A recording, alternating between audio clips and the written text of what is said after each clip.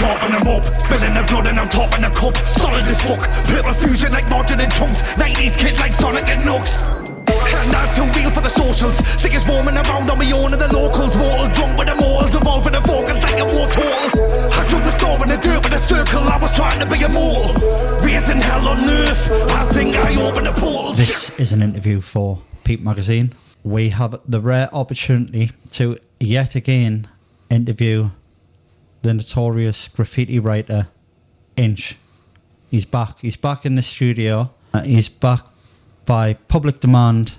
So many people got in touch with us. When's the second part coming out? When are you going to chat to him again? So we're finally here. Inch, thanks for coming down, man, and let's get into it. Your latest pictorial edition was titled Killing for Company. It's not a coincidence that there is another best-selling book called Killing for Company, based on the life of a serial killer by the name of Dennis Nilson. For the people who don't know who Dennis Nilson was, he brutally murdered 15 men and subsequently dressed the victims up and then kept them as companions before he dismembered them and flushed them down the toilet. So I'm gonna keep going with this, mate. Your crew is called TNS, which translates to the Night Stalkers, which seems to give a nod to the serial killer Richard Ramirez. You have another book titled BTK, which translates to Bomb Tag Kill, which again gives some kind of recognition to the sadistic serial killer Dennis Rader. What is the connection here? The people want to know, what is the connection with these serial killers and what motivates you to attach yourself to these people? First up, it's a collective book. It's a TNS book, so it's not just me. Secondly, I've got an interest in serial killers. I find them fascinating.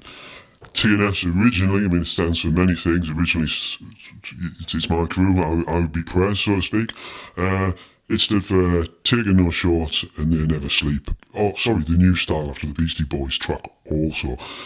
But then we should just deviate and think of more interesting things it could stand for, like This'll Never Stop, or...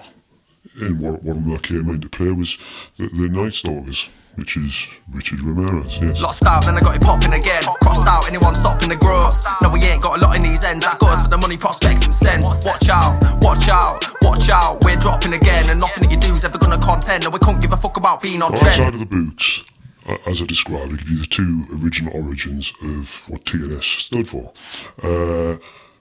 Way before the books came into picture in the 90s, late 90s, I was hit the Night Stalkers up for TNS, and on occasion do a pentagram, which is obviously a very direct nod to Richard Ramirez.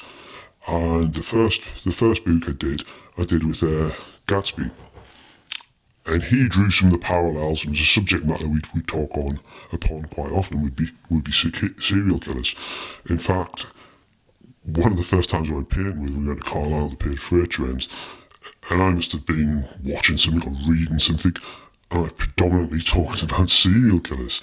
So when we came to do a book, he took a bit of text. The second book, we didn't have as much of a breakdown because Brother Royal did the intro, and it was on surveillance post 9/11, if I remember correctly. Well, I do remember correctly, yes. Then the third project, which I did, or we did, it's got a little Dennis Nilson quote in the back, but it was a good quote, and it just sat with that. But on the third one, we moved away from having a serial killer on the front. And I think that's as far as I'd want to go on that theme, but it just seemed to sit nicely, and there's a good continuation there. I personally find the subject matter quite interesting. I know Micro, who's in some of the books, who's in the crew, he finds it very interesting, and so does Gatsb. It just sat quite well, especially the Ramirez one. And nothing that you do is ever gonna contend. No, we can't give a fuck about being on trend. Might see me in a polo tee, trying to be a rap star like Polo G. In a photo, can't say that I don't show teeth. Might think that you do, but you don't know me. Man, I like, can I get a logo, please? It ain't cheap work, better show those P's. Write these words and I float on beats, and I take off skirts and I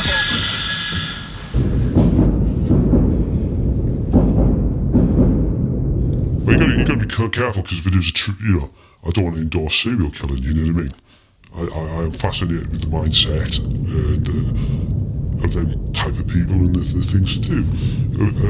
It's not something unique to me. I mean, it seems very popular at the minute. There's loads of. I'd recommend people to watch it. There's a good I don't know whether it's a docudrama or a documentary on Netflix. Not that I've got Netflix.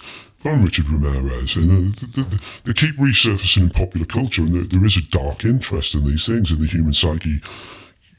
If you're not a psychopath, you read that, and it sounds absolutely nuts, and you feel as though you couldn't even begin to understand what would make someone to do that. So there's a fascinating lure there for you. You know what I mean? Bang on there about Netflix. I think the documentary is called The Night Stalker. After I watched that, it's quite dark because obviously the people who he killed and stalked, but it also profiles his upbringing and how he was maybe molested. And well, it didn't dwell on his uncle. I mean, one of the catalysts, amongst other things, I think he was of that persuasion anyhow. His mind was wired that way. You know what I mean? Because they've got nature and nurture. I think he's wired to be that way. But one of his early memories of drinking beers as a teenager with his uncle, who's a Vietnam vet, he got Ramirez to bring a gun in, and he shot his spouse or girlfriend in the face in front of him. As well as them other things, what you've just alleged. And then he was taking a lot of mind-altering drugs. He was smoking crystal meth. So that combination, if you're already predispositioned to be of that persuasion, it's a very... Andy was also staying at the Cecile Hotel, which again is another documentary on Netflix. I've not seen that, you know more than me there. It's like a notorious hotel on Skid Row. It was like a haven for psychopaths and serial killers, because I think extremely cheap rent. So you just got the kind of the dregs of society, you've got people... unsavoury people who didn't fit anywhere else, they were all there because it was cheap. Can you talk about the process of evolving yourself as a graffiti writer and eventually forming a crew? How does this happen, and for what purpose? Well, a crew's just a collective noun for writers, and it should, in my humble opinion, happen organically, and it's with your friends, you know what I mean? But like, if you've got a tag, then you've got a crew, your crew's like your surname, you know what I mean? I kind of want to unpack this a bit, because how does this crew start? I mean, like you say, friends. Are these friends before you started writing, or the friends that you've grew up with, or people that you've met writing, and there's like a commonality of, we should start a crew? All of that, really. I mean, it was started, yes, Enemy and Royal would be friends, school friends. Beyond that, Royal still writes, Enemy doesn't. But then when you move into the graffiti world, the landscape of that crew can change a bit, you know what I mean? As people wane and people drop in and out of it, you know what I mean? But yes, you still need a core element of a friendship and camaraderie and some commonality, as you say, you know what I mean? It's not like, hey, we've got to make a crew out of the best writers, or we've got to, you know, you've got to get on with them individuals, you know what I mean? And they've got to be in your life to some degree. I mean, some of it can be just straight up for the purpose of graffiti, but generally there's more to that than there is, you know.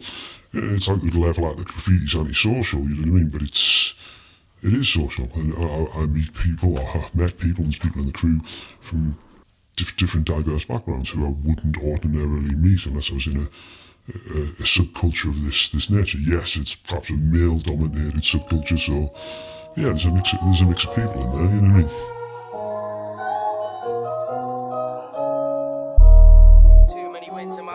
What about egos in graffiti crews? What happens if people just don't agree, or even worse, don't agree with you, and end up throwing you out of your own crew? Too many wins in my eyesight, but I don't know which one I'm taking. Weed's too loud, I'm faded. I wanna be the GOAT, be the greatest. I wanna tell mum that I made it. I wanna tell dad that I made it.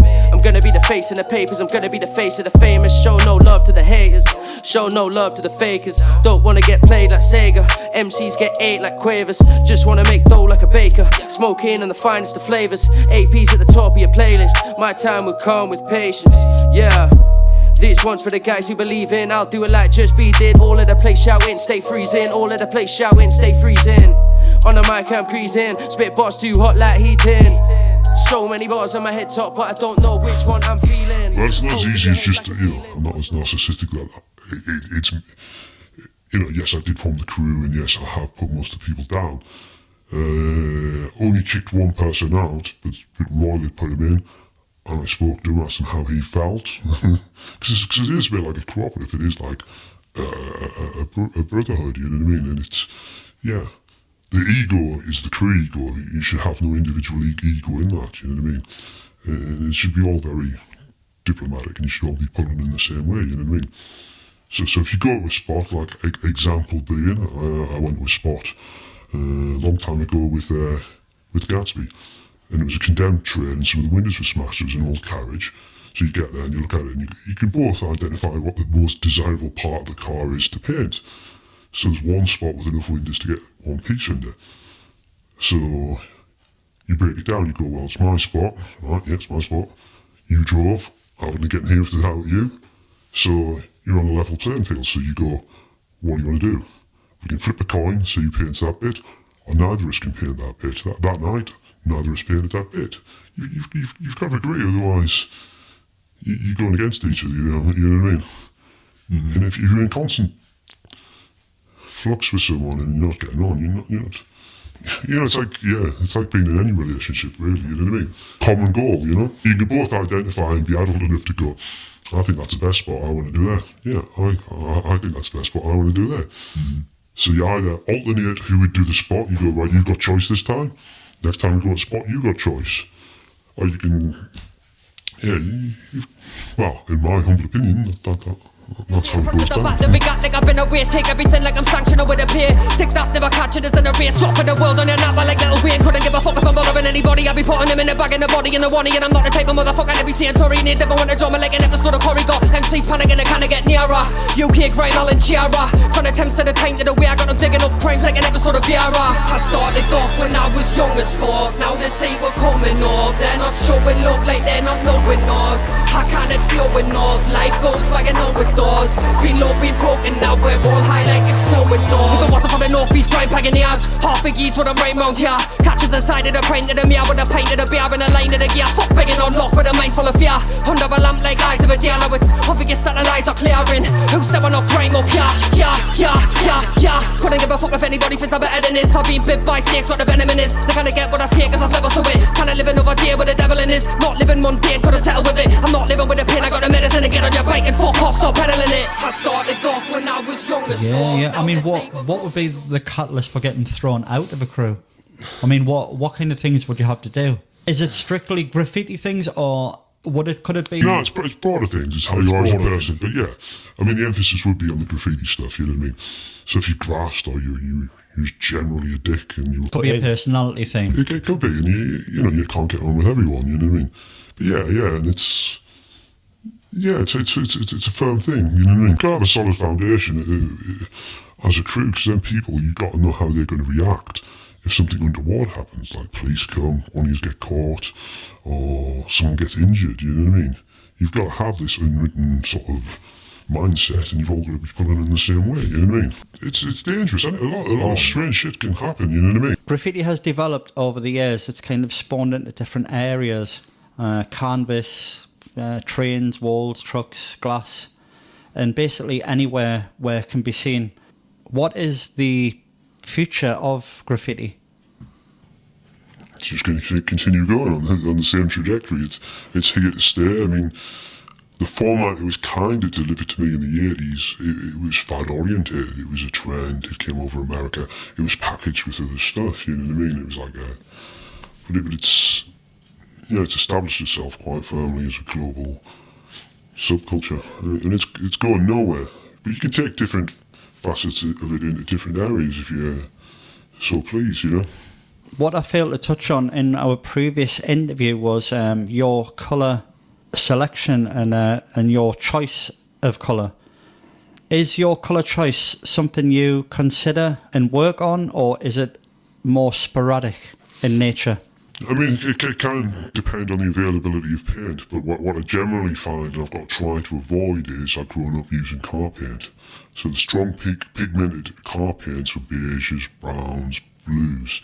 And growing up, you always wanted like pink or purples, all these nice colours, you know. And back then, they weren't really available. You'd have to mix your own spray paint using a WD-40 nozzle. So yes, I would gravitate to all the nice colours, albeit I've had access to graffiti-made paint as opposed to car paint. I've had access to that for the past possibly 25 years, but I'd still gravitate to the non-car paint type of colours, you know. But some of it could just be, I've been doing a lot of stuff raw and straight on walls, so you might think about the pigment in it, so a nice turquoise, and you wouldn't really use a yellow unless it was primed with a white or something, you know what I mean. But it depends what you paint and what paint's available to you, but yes, I like the brighter end of the colours, you know. Is there still a Hall of Fame or some kind of writer's bench? I mean, can you elaborate on this? Because I'm not too sure where it is or what it is. Yes, I'll have this conversation with a few people. And I think it's attributed, would you say there's a scene for graffiti in Newcastle, you know what I mean? And then, yeah. You know, I've heard people speak and it's, yeah. A Hall of Fame was somewhere where you do burners, really good pieces. Now, and I agree with this person, I think it was back in London who was saying it, it's just places where people practice to paint. And writer's bench, I'm not really in the scene. Back in the day, it was cross-pollinated with hip-hop. So you'd go to Hitsville to buy or import 12 inches of hip-hop music or rap music or whatever. So Hitsville used to be a writer's bench outside there, or at Old Hippies Green. Obviously a lot of people have collected over the years.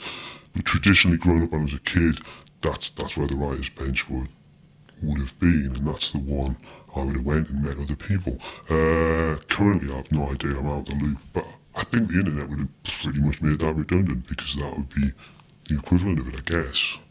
Because you can reach out to pretty much anyone, I assume, I don't know. We touched on this in a previous interview, that if I was a graffiti writer, you would want your graffiti to be better than mine.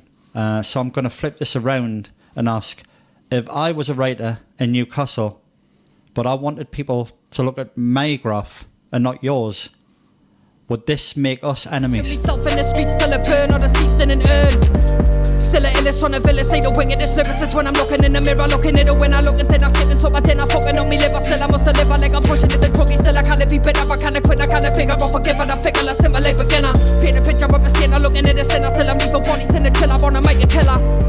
The village returns and spins and it turns, now bridges so burnt, not living concerns, so spitting the words, you live and you learn. No, it'd be healthy competition. And I've got to realise, can I get better than you? If I can't get better than you, can I do more than you? Can I do bigger? Can I do hotter spots? There's other variables you can do to shout your name across to people, you know what I mean? So it's not as one-dimensional as that. I mean, that's what you're on about there is style writing, which is a bit subjective, where if you want to go for more and be up more than you, that's not that subjective, because that's measurable, you know what I mean? So yeah, you look at your assets and you just, you know, if you did like the challenge of that, which is healthy, it evolves stuff, you would pursue which one would get me more attention than you know what I mean? So if you could outrightly, hands down, do better pieces than me, perhaps I'm going to do more pieces or do them in hotter spots, you know what I mean?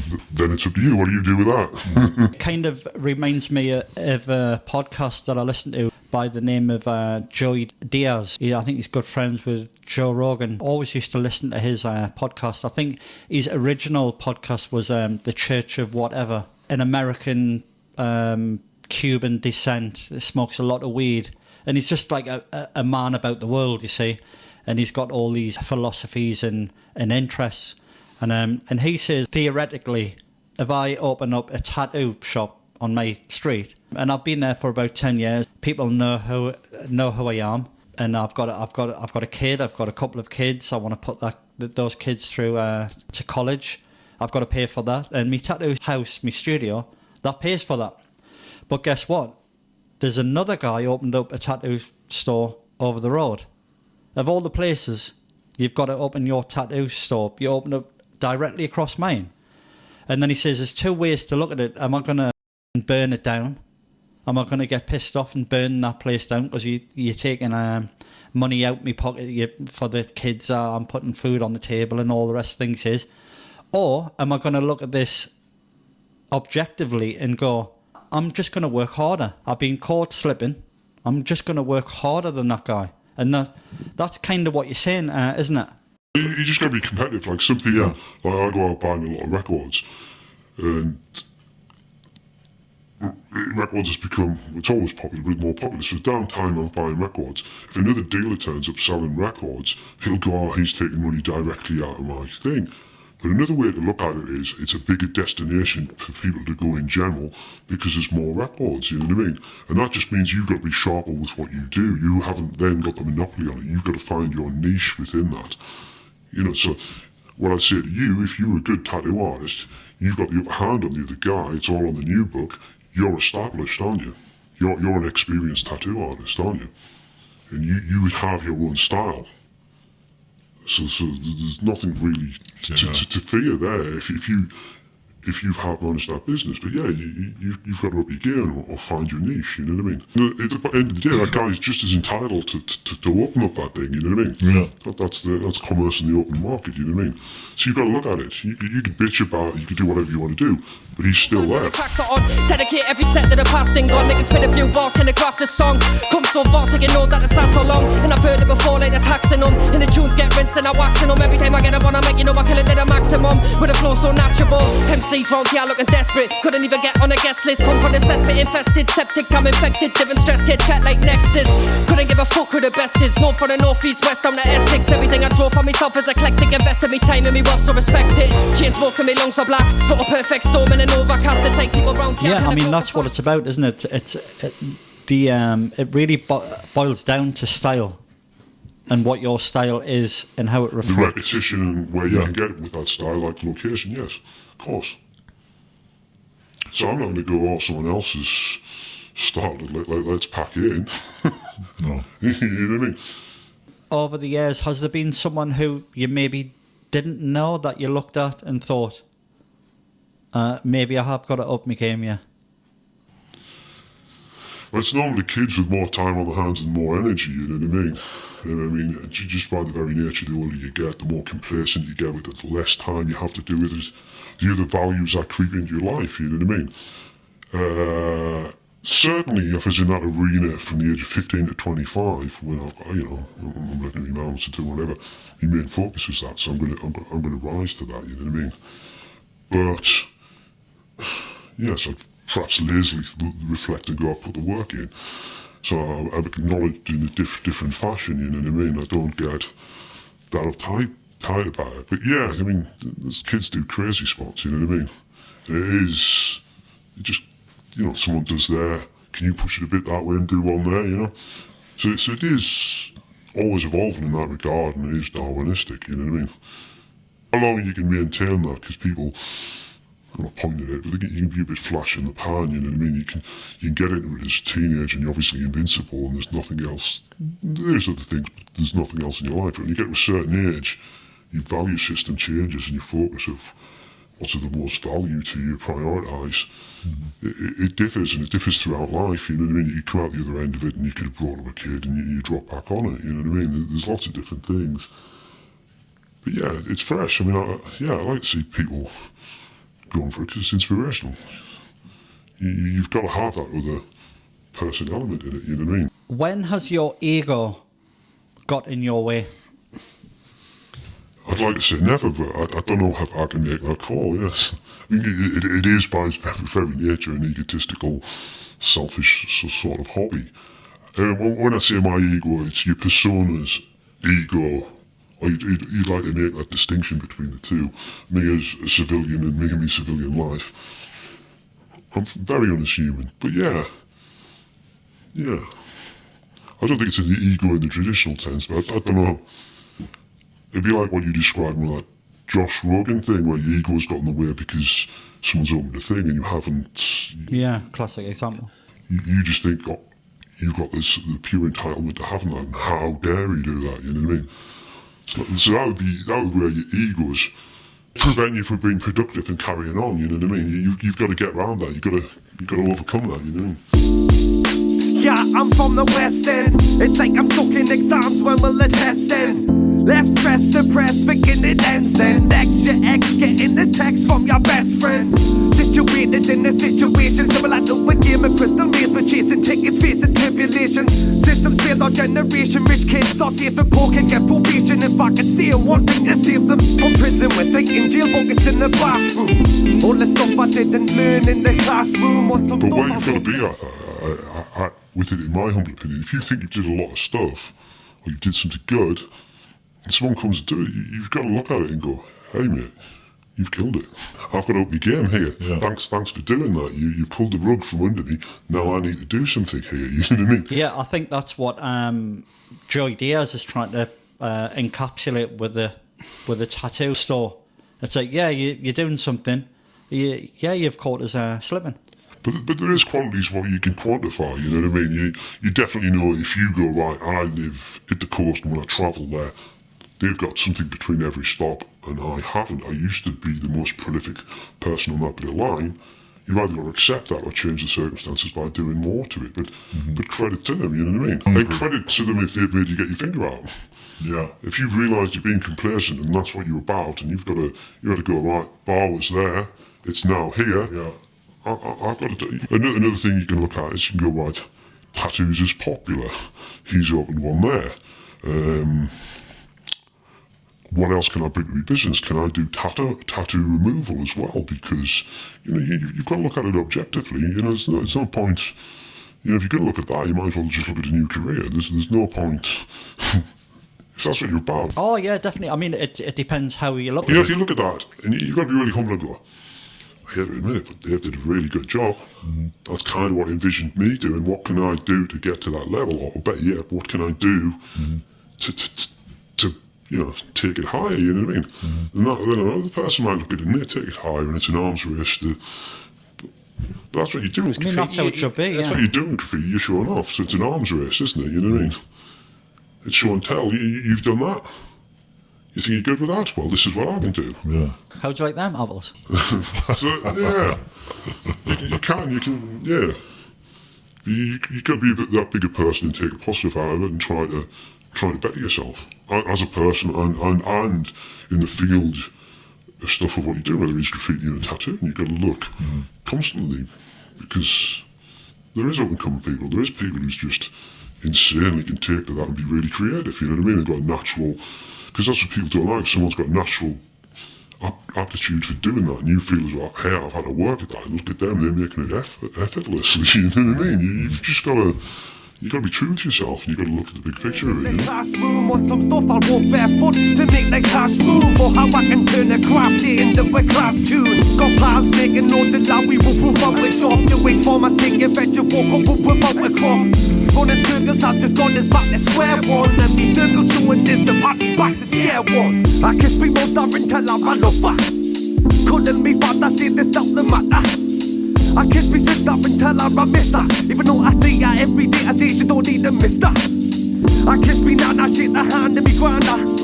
Tell them they want life forever, I understand that. Did the Viz feature you in their comic? Yes. Can we elaborate on this? We can. I'm going to try to get it right because I haven't got the comic with me. It was a Christmas scene of Biker, and I think it was 4 years, and he'd lost his cans. He may have been 4 years or 6 years. Was it not 8 years? He might be 8 years. Yeah. So there's a Biker scene, a Biker wall, and you had to circle his cans where they were lost in the Christmas scene, and there was a lean down reach of an inch tag on the Biker wall. I thought this was an urban myth, but it's actually true. Unlike your previous question, it's 100% accurate. Right, get that research up. I can't tell you. Yeah, it's a long. Yeah, it's about circa 2000. But yes, it's in there. I do own a copy, and someone did tell me about it, and I was like, really? And I was equally surprised and chuckling like your good self when I discovered when I saw it. Yes. Yeah, I think people have a misconception of the graffiti writer today. Today's graffiti writers, in my experience, have their own businesses, drive around in brand new BMWs, and they're basically the ones I've met, they're not short of a few quid. Would you agree with this, or have you experienced this yourself? Well, I'm going to say straight up, I've never met any of them said graffiti writers. I don't know, I might be drawing a distinction, but they not be street artists and doing murals. Yeah, I've actually made the faux pas again. Sort of. I don't know. That's just my assumption, you know. Because graffiti writers can make a little bit of money here and there out of graffiti, but they've generally got something else in the creative canon what they do. So they might be doing some design, or they might be doing this, they might be doing that, but directly making money hand over fist out of doing graffiti up here. Unless I'm missing a trick, isn't particularly happening. You know what I mean? It's just like I think what I'm trying to get at is like the conception of what people who don't know what graffiti is, and that they've got this conception of, in brackets, the graffiti artist, but cut backwards with a chain, you know, with a chain going from the back to the front with the wallet, and they've got the bus pass in there. I think that conception is completely changed now, because I think a lot of them are getting a bit older. There's people at all ages painting. It's stereotypes, and that could be for anything. That could be like a record collector. It's a beardy guy with a record bag. You know what I mean? It's this, that, and the other. We like to put things in neat boxes because we're pattern-seeking mammals, and we like that. In my experience, there's a wide age range, wide background, and I mean, a lot of people it's changed slightly. I think a lot more people would have come from a college background and have did some design work and perhaps getting into it from that route. But growing up, it was very working class, and it was like an art movement by kids for kids. So it was young, 14, 15-year-olds doing it, you know what I mean? And it was, I still think it's working class. It's just maybe working class done extremely well. But no, there's now an underclass, and it was always the voice for the underclass, you know what I mean? So when it started, I know the origins, or the direct origins of subway graffiti are disputed. Some people say Philadelphia, some people say New York, and then there's other things. There's an erroneous tag from about 65 or 66 on a Stevie Wonder album, you know what I mean? But yes, it's done by the underdog generally, you know what I mean? It's their voice, it's their way of self-expression. And it still is that now, and under like Tory rule, it is the little dude, you know what I mean? It is, not always, but the up-and-coming people, a lot of it is that, where they've got nothing, and that's how they identify, and that's how they make themselves known in a society. They're saying, I'm here. So a lot of it, is working class or low working class or underclass, you know what I mean? I also think it's worth mentioning now the graffiti artist Brim Fuentes from the TNS crew, who campaigned for graffiti here in the UK, came over, I think, in about 1987 with the director Dick Fontaine's documentary Bombing. where he was introduced to British graffiti artist Goldie and 3D Robert Del Nair from Massive Attack. I thought it was really cool because Brim was like taken around the city of London. Newspapers were like dying to meet him, and TV was wanting to chat to him. And I thought it was a really nice touch when the director Michael Winner got in touch with him to do the backdrop for Death Wish 3. Right. So I mean, if anyone wants to watch Death Wish 3, it's not the best.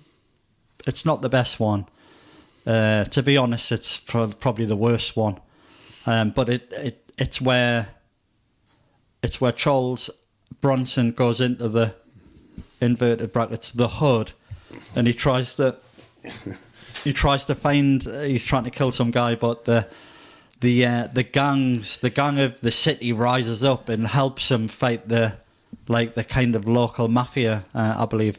But Brim was instrumental in doing all the backdrops for that movie, and I thought it was a quite nice little scene where the director's chatting to Brim, and the director saying, yeah, it's all about you, like you're the graffiti artist, you're the star here, and I think it's worth mentioning because he campaigned so much for graffiti, bringing graffiti to the UK, and you've got to respect someone for doing that.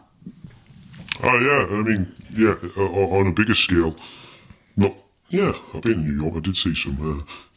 As a crew, they do a lot community-based TAT. So there's Bio, Brim, Nice, and all them, and they do really push authentic graffiti in a very valid sort of mural there, and they do a lot of stuff. Yes, I saw Bombing at the time. It was brilliant. I mean, there was Bombing and Bad Meaning Good, which were the two UK documentaries, and Star Wars, I guess, was the other one. How many graffiti crews are there in Newcastle that you're aware of and are active? I'm not really up to scratch with it, but because graffiti can be so fragmented. You could have crews who just paint metros, backjumping metros, and I wouldn't really see the work. I can't really quantify or give you a number, but yeah, it's active with different crews doing different aspects of it. I mean, there's people who paint streets, and there's people who do more of the elitist sport of sort of backjumping metros, and that kind of can just disappear into the ether. It's a very secluded world, that, I don't know how many crews there's probably 20 crews, I guess. I spoke to a few crews in the northeast, and they all look up to TNS. They all have TNS as kind of. It's very humbling. Obviously, that's what you'd like to make your mark as a crew, and I'd hope you would have to some degree if you've been painting X amount of years, Yeah. I mean, I look up to crews myself, got respect and time for other crews. Avoiding the blue lights. Cruise buying that hatchback, bring a queue and I'll match that. Spliff a blue sack, that gorilla glue in my back strap. Got shit to do, I can't text back. You be like, where the shed's at? Got a movie night with a cutie light in my spliff, so I give her that bed back. And I cruise by on my bike still, whole crew on a flight still. Smoke too and I might chill, your girl's feeling my vibe still. Got smoke hurt in my eyes still, all girls on my line still. But I don't wanna hear them whine when they're like, why haven't you got time still? Nah. We touched on this in the previous interview, the graffiti writer Mo. Can you talk about your relationship with Mo, and what kind of relationship did you have with him, and may I ask what happened to Mo? I'll probably be brief with a bit about what happened to him, because it's not pleasant, and mostly people, certainly writers, know that. Yes, I wrote MBS with him. He's a good friend of mine in and outside of graffiti, and when he stopped writing graffiti, I was still good friends with him. I seem to recall I met him at youth one day with Dizzin. He came along with Dizzin, who was a bit younger. I just got on well with him. Like I wrote that period. Pretty much I'll settle into perhaps having a graffiti partner, and he would have been my graffiti partner at that point, Unfortunately, he got hit by a train and killed. Right. I didn't know that.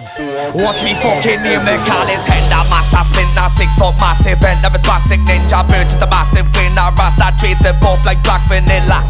Timmy Dixon, this is crack on track like smack foot in a crack. Get injured in Scotchy where Christmas is always black like Stella. Don't I hate just race a white stonesy. Someone in the camp when I full of white stonesy. Smoking on the grand speller when I like rollies. Never ever ever will I sign on the dolly. I'm the ghost upstairs in the elephant. Couldn't care if it's telling There was a limited edition Night Stalker, a 54-page book that was signed by the members of the crew, including yourself and Royal.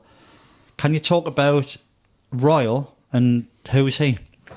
Well, yes, this would sit in with you, the conversation of crews, and, you know, this is someone going back from, you know, yes, he went to my school when it amalgamated with another school, and he'd come from where I come, so it's friends outside of that, and he's been, met him when we'd be both 16, and again, like we've been talking about more, I would consider him a writing partner. I did a lot of my graffiti with him, you know, and he kind of, he went, not entirely globally, but when travel became easier or people got more money to travel, he'd go into railing and he would do the little marker and put the little TNS flag here and there and everywhere. So he went to Poland, he went to Holland, so he was like the,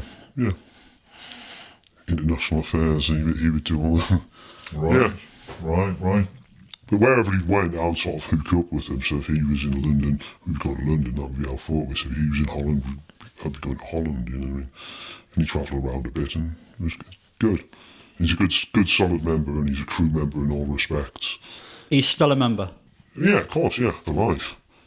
He'd be the junior prez, he's the brother of information. Right. So you've got, let us get this right. There's Royal, who we've just spoke about. Skire? Yeah. Nylon? Yes. Micro? Yes. Amiga 3? Yes, correct. Ponk? Yes. Gatsb? Yes. Yeah, I've seen... big shout out to Meds, you've missed Meds off. And there's other people who just start. Actually, there's Ponk. Ponk writes it, yes. I do apologise. And I'll apologise because I've missed someone. Right. So you put it in this format, I get embarrassed. Oh, right, they're a big part of it, yes. But yeah, Meds, definitely a big part of it, you know, and the other people I've mentioned. Yeah, big shout out to anyone I accidentally missed off there. And me too. Yeah. Bigger than me, and there's no direct ownership over it, you know, it operates as a crew, which is good, and always has, or I feel it always has. I'd like to think that the people who write it would echo that sentiment. So there's no hierarchy, there's no... No, I would never try to pull rank on people and go, look, no. So we've mentioned the people in the crew. I mean, without going into too much detail, could you maybe elaborate on... Oh, Onas writes it, yes, and he's currently writing these from back in the day. Sort of, I guess, more mid-school as opposed to old school, but yeah. But again, he's a friend, and he drops in and out of it, and he's, yeah. That's maybe from old school, that name, isn't it? Well, it depends how you want to define old school and try to... Mid-90s? Yeah. I remember seeing that around. So how did... I hate to keep bringing up this point, but I assume Royal, Skire, Nylon, Micro, Amiga, Gatsb, all these guys were separate entities before you all met. You all were all doing your own thing. Yeah, but your paths cross and you've got a lot in common, and you just end up pinned, and then you like sort of down. You know what I mean? I know Skire via more. And he used to write MBS, and I used to write APN, which is crew, so it's like an exchange, it's a mutual, it's like a foreign exchange sort of thing, you know what I mean? I'm trying to think of other tangible examples of how they got down or what happened, but like, yeah, Royal, I've known for years, you know what I mean? And he used to write other crews, and yeah. Is there some time in the future where we may see this crew coming together for an exhibition? In very loosest terms, there's individuals in there who wouldn't commit or not sort of channeled into that canon correctly, you know what I mean? Like Royal would never, for all he paints, he would paint oil paintings, and he's been in exhibitions with that. And it's more of a private thing, and he would think doing graffiti on a canvas or in that is slightly fraudulent or doesn't sit well or doesn't fit. It certainly doesn't fit with his ethic set, and I can see that. And someone like Meds, I'd assume, would have absolutely zero interest in that. Yes, he got involved with the boot project, but that's just documenting what he did real world out there in the environment of graffiti. But yeah, there's always little projects, and yeah. I don't think there's going to be like one collaborative, this is a TNS show and that's their section, this is their section, because we don't, and I think that's kind of where the serial killer bit came in, you know what I mean? What do you, just to give it a bit more interest, you know what I mean, and not, it just sat well, it didn't come across, I was trying to think of, I would avoid a lot of the really more stricter, cliched graffiti. Like I've tried to dodge the term old school and split hairs over how would you define old school with when Onas was painting, you know what I mean? Yeah, so I don't think we do anything in that sort of constructed fashion, and it's not for all the people in the crew, you know? People do different things, but it all works, you know what I mean? Mm-hmm. Some of it might sit well, like Gatsby's into photography and took some fairly good snaps of it, you know what I mean? Meds just likes to get up, you know what I mean? Likes to paint, likes to hang out and likes the experience of it, you know? Royal's currently doing other things and dips in and out of it. Onas just did that to some degree, you know? Mm-hmm. And you might do music. Music might be more suited to him, he does do music. How important is it to have confidence and self-confidence in your work? It's important in any work.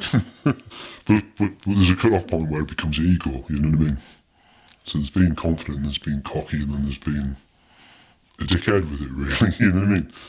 But yeah, graffiti gives you confidence, you know what I mean? It gives you that confidence to do a project with it, like doing that book, you know what I mean? Because that's a self-finance thing. You've got to have confidence in what you're doing, because you commit in your time, you commit in your money, you know what I mean? And you got quite a bit of focus for that, you know what I mean? But yeah, you've got to act confidently when you're doing graffiti. If you paint in the streets, you've got to kind of make it look like you're supposed to be doing that, you know what I mean? And but you can't get complacent, but it's built up on a knowledge base, and you can't have good feelings, and you have to be confident. Because graffiti, you're kind of boasting when you're doing it. You are boasting, you're going, I'm doing this, what are you going to do about that? Can you better it? Can you stop me from doing it? So the confidence is got to be there, you know?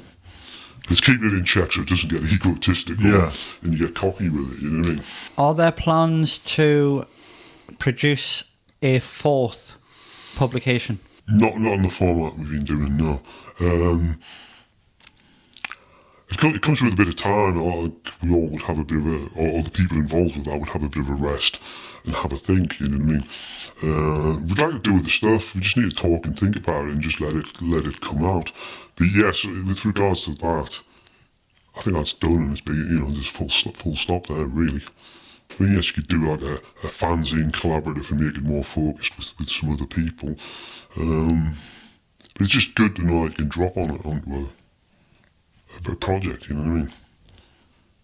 And you got the freedom, and you got, like when you say people look up to TNS, it's still a mad concept, and people did support and have supported them and have been successful, and that would, it's nice to get respect for your hobby, you know what I mean? Because that's something extra, that's another dimension. The hobby, the act of you already doing it is its reward in its own right, you know what I mean? 2 bottles of red. Now you're in my bed, but I'm thinking of somebody else instead. For a while been at war in my head, now my eyes ain't all just red. You're asleep in my arms when I skip the alarm for a few more Zeds, and I pull you closer though we've just met. Still I got another girl in my head. Still might see you again. Don't like sleeping alone, but I'll probably leave in the end, so it's maybe for the best if I leave you alone. Are there parts of graffiti culture, dare I say it, that you don't like? Possibly the term graffiti culture. Yeah, there's a whole host of it I don't like, but, you know, I wouldn't really bitch on, you know, you give me a platform to speak positively. I don't go, well, I don't like that bit's rubbish, you know what I mean? Generally, it's been good for me, and I think it is good, but yeah, I can look at it, and it's you know, it's such a wide thing in the fringe elements. Like, I'd rein it right in, because you're on about Halls of Fame. You do a piece in a Hall of Fame, and you've got permission. To me, that's not graffiti, that is a painting of graffiti, you know what I mean? So if I'm thinking graffiti in its purest sense, sometimes a slight OCD, I don't like it polluted with these other things, you know what I mean? Like, that's not graffiti, that's a painting of graffiti, that's, you know what I mean? Green fields are all the eyes can see, 'cause they're not the place to I can only get the ball rolling soon. Mate, we've finally done it again, so I actually think this little interview went down better than the first one, but I'll let the people who are going to listen to this decide for themselves.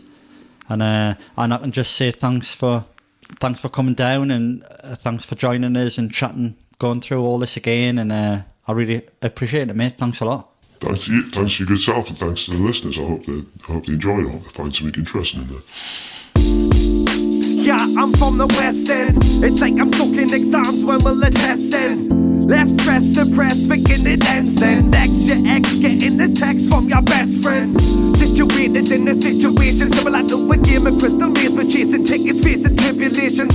Systems fail our generation. Rich kids are safe and poor can get probation. If I could say one thing to save them from prison, we're in jail buckets in the bathroom. All the stuff I didn't learn in the classroom. Want some stuff I'll walk barefoot to make the cash move. Or how I can turn a crap day into a class tune. Got pals making notes and now we will prove out with job. You wait for my thing, you bet you walk up without a crop. Running circles, I've just gone this back to square one. And me circles showing this, the party backs and scare one. I kiss me mother and tell her I love her. Couldn't be father, say this not the matter. I kiss me sister and tell her I miss her. Even though I see her every day, I say she don't need a mister. I kiss me nana, shake the hand of me granda. Tell them they won't last forever, I understand that. I'm not always sharp, but when I can see them, I'm buzzing. I kiss me auntie and cuddle me cousin. Don't need a mention Scotchy no more than nah, that's me place. They is pop and walking slow more than nah, that it takes. Took a dab to the chest, man, then nah, that it takes. Fucking hacking circle gaps, man, then nah, that it takes. The coolest looking whitey, man, yeah, nah, that it takes. Have the smoothest looking wifey, man, yeah, nah, that it takes. Shot that face, flip top, man, yeah, nah, that it takes. After this, I'm in the top, man, yeah, nah, that's me place.